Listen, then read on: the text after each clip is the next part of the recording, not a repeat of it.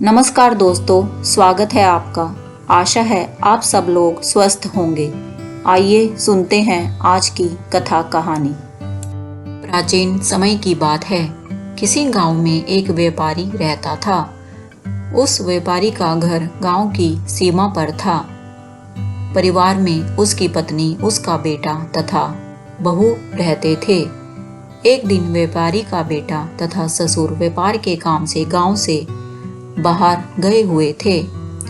व्यापारी की बहू घर पर कुछ काम कर रही थी कि तभी 3 राहगीर वहां पहुंचे तथा आवाज लगाई कि बहन, बड़ी प्यास लगी है, क्या हमारे लिए पानी की व्यवस्था हो सकती है? व्यापारी की बहू ने सोचा कि मेरे पति व ससुर बाहर गए हैं तथा यह अनजान पथिक हैं। पानी देने के लिए घर से बाहर जाना ठीक ना होगा।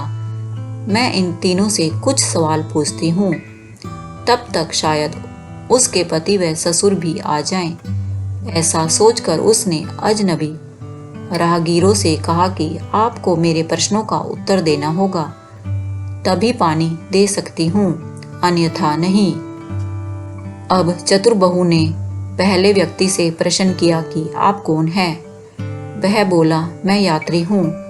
इस पर बहू बोली, यात्री तो संसार में 2 हैं, आप दोनों में से कौन हैं? यदि आपने मेरे इस सवाल का जवाब दे दिया तो मैं पानी पिला दूंगी। इस पर वह कोई उत्तर न दे सका। तब बहू ने दूसरे से पूछा कि आप कौन हैं? वह बोला, बहन, मैं गरीब हूँ। तो बहू बोली कि गरीब तो 2 ही होते हैं, आप दोनों में से कौन हैं? यदि आपने मेरे इस सवाल का जवाब दे दिया तो मैं पानी पिला दूंगी। वह भी कोई उत्तर न दे सका। तीसरे राहगीर ने कहा कि वह अनपढ़ गवार है। तब बहू ने कहा कि अनपढ़ तो 2 ही होते हैं, आप दोनों में से कौन हैं? यदि आपने मेरे इस सवाल का जवाब दे दिया तो मैं पानी पिला दूंगी। अब बहू के प्रश्नों के उत्तर न दे पाने के कारण राहगीर निराश होकर जाने लगे। तब तक बहू को उसके ससुर आते हुए दिखाई दिए। यह देखकर उसने उन राहगीरों को पानी के साथ साथ गुड़ व छाछ की व्यवस्था भी कर दी। उन राहगीरों ने उसे आशीर्वाद दिया और चले गए।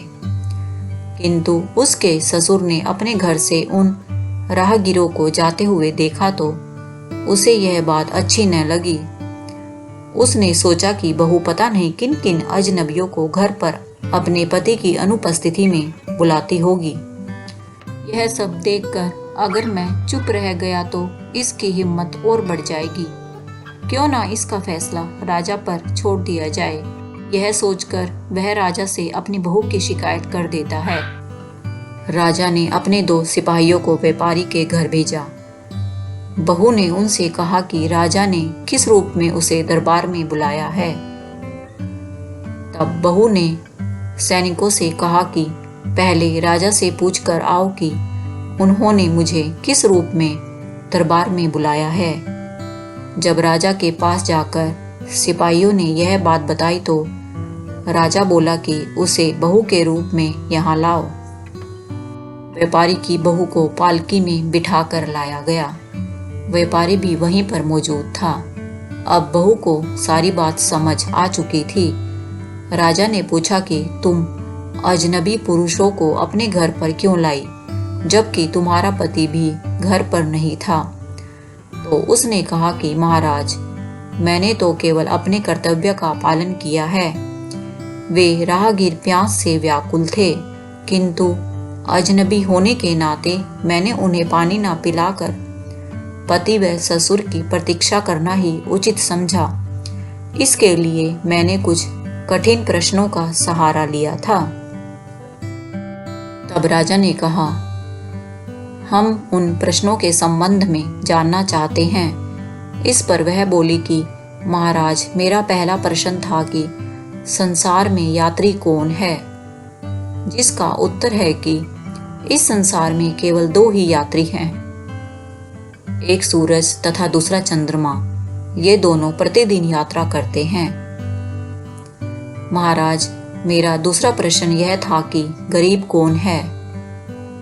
इस पर उसने उत्तर दिया कि गरीब दो हैं, एक गाय एवं बहू। महाराज, मेरे तीसरे प्रश्न का उत्तर है कि अनपढ़ व गंवार दो हैं, भोजन तथा पानी, जो किसी के साथ भी कहीं पर भी चल देते हैं। ऐसा कहकर बहू बोली कि महाराज, एक और प्रश्न का उत्तर अभी अभी मुझे मिल गया है। राजा आश्चर्य से बोला कि वह क्या है, बताओ। बहू बोली कि जान की सलामती हो तो बताऊं। राजा ने अनुमति दी और बोली, प्रश्न ये है कि संसार में मूर्ख कौन है। राजा ने पूछा, कौन है। बहू ने कहा, महाराज, इस संसार में दो ही मूर्ख हैं। पहले मेरे ससुर, जिन्होंने पूरी बात की जानकारी लिए बिना ही आपसे मेरी शिकायत कर दी और मेरे चरित्र पर बिना सोचे समझे ही उंगली उठा दी। अब राजा बोला, दूसरा मूर्ख कौन है। तो बहू ने कहा कि क्षमा करें महाराज, किंतु संसार का दूसरा मूर्ख इस राज्य का राजा है, जिसने मुझे बहू के रूप में स्वीकार तो किया, किंतु बहू की मान मर्यादा का जरा सा भी ख्याल न रखते हुए भरी राजसभा में बुलवा लिया। ऐसा सुनकर राजा को बड़ा क्रोध आया, किंतु शांति से सोचने पर उसे यह बात उचित ही प्रतीत हुई। राजा ने उसकी चतुराई की खूब प्रशंसा की तथा उस व्यापारी को बिना सोचे विचारे कोई कदम न उठाने की सलाह दी। इसके साथ ही उसने होशियार बहू को ढेर सारा उपहार देकर सम्मान पूर्वक विदा किया। ससुर को भी अपनी गलती का एहसास हो गया और उसने अपनी बहू से माफी मांगी तथा वे कुशल पूर्वक रहने लगे। दोस्तों, कमेंट करके बताएं आपको आज की कहानी कैसी लगी। यदि यह धार्मिक कथा कहानी आपको बहुत अच्छी लगी है तो इसको लाइक करें। दोस्तों, अगर आपने अभी तक यह चैनल सब्सक्राइब नहीं किया है तो इसे सब्सक्राइब करके मेरी YouTube फैमिली का सदस्य बन जाएं। धन्यवाद। जय सिया राम। ओम नमः शिवाय।